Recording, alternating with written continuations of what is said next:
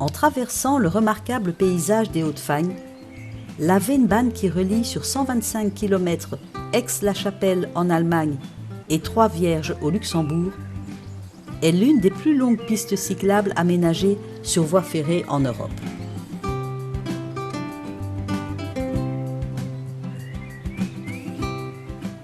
Présentant un dénivelé moyen de seulement 2%, la Vennbahn constitue une piste cyclable et un chemin de randonnée à la portée de tous.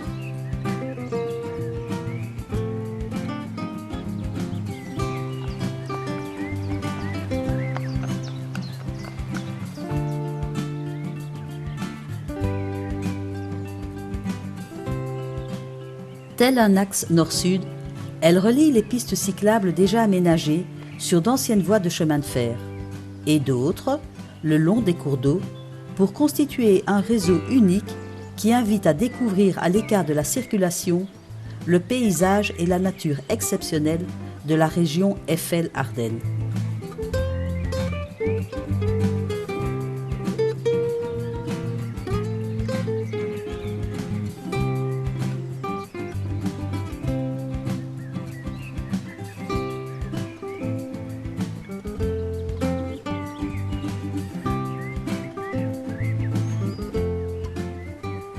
La Vennbahn, littéralement chemin de fer d'Effagne, est une ancienne ligne de chemin de fer belge. Elle fut mise en service dans les années 1889.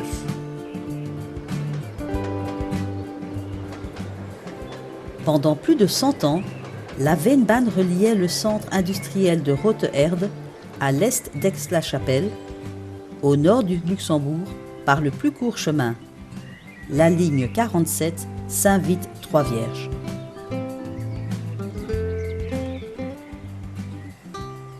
Elle fit également prospérer l'espace naturel et culturel unique de la région belgo-allemande au cœur de l'Europe.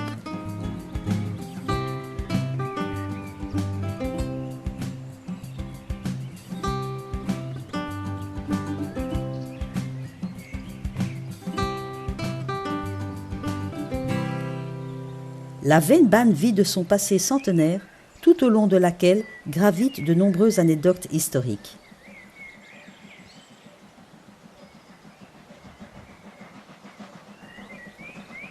Le succès de la Vennbahn dura jusque dans les années 1920, puis déclina, car cette voie ferrée n'était pas conçue pour les grandes vitesses et les dispositions douanières entre l'Allemagne et la Belgique entravaient les échanges de marchandises.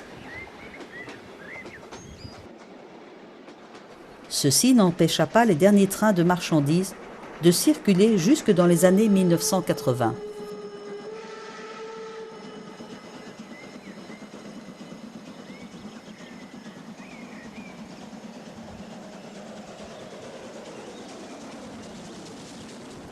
L'ère de l'utilisation touristique a démarré en 1990. L'acier froid et les traverses foncées ont fait place à une piste permettant des randonnées pédestres et cyclistes le long d'une voie verte.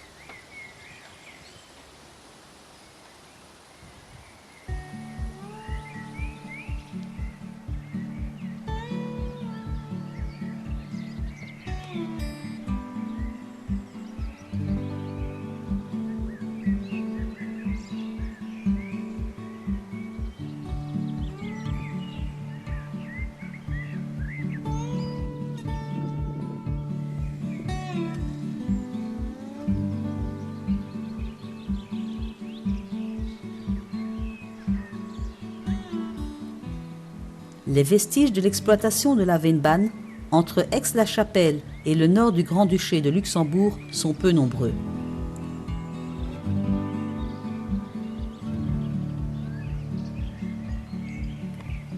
Dans quelques gares désaffectées, comme celle de Raren, de Wallem ou de Surbrot, des wagons immobilisés ou des installations de signalisation hors service ne sont plus aujourd'hui que les témoins muets d'un passé glorieux.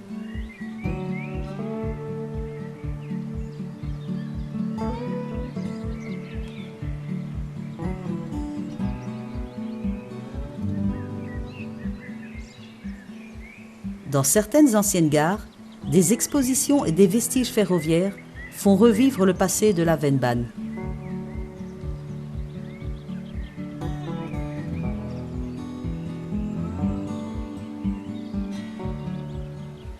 Après la cessation définitive de l'exploitation commerciale de la Vennbahn au début des années 1980, la communauté germanophone de Belgique racheta en 1990 le tronçon entre Raren et Butgenbach pour l'affecter au transport touristique de personnes.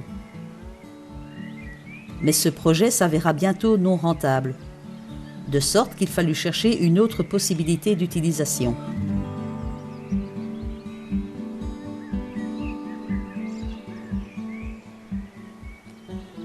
La partie wallonne de la Belgique inspira les responsables. Ici, les pistes cyclables aménagées sur d'anciennes lignes ferroviaires, connues sous le nom de Ravel, devenaient de plus en plus populaires. Il fut décidé d'aménager de la même manière le tronçon situé dans la région frontalière belgo-allemande.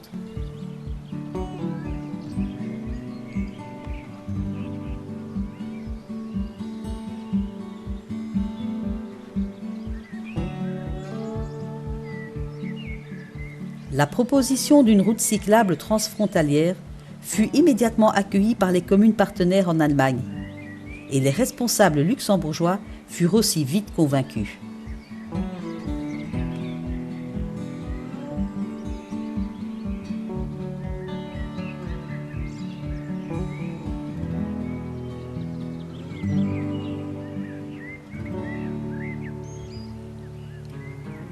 Le projet a été lancé en tant que projet interrégion en vue d'un éventuel financement, et la communauté germanophone a été chargée de la coordination formelle.